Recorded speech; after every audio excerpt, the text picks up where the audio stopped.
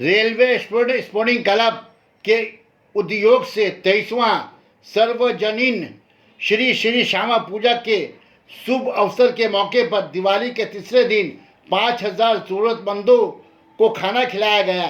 इस मौके पर क्लब के general secretary Vishnu Singh, Titagarh Congress leader Santosh Singh, Titagarh town Trinamool सदर ओम प्रकाश साहू के अलावा क्लब के सेक्रेटरी, सदर और मेंबरान भी मौजूद रहे।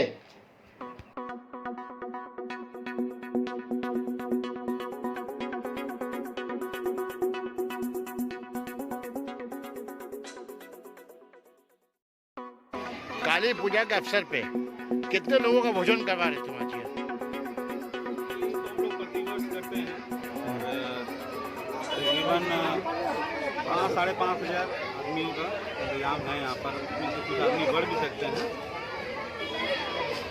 भैया, काली पूजा इस दफा कैसा कटा आप लोगों का? बहुत ही बढ़िया, दिवाली और काली पूजा दोनों बहुत ही बढ़िया।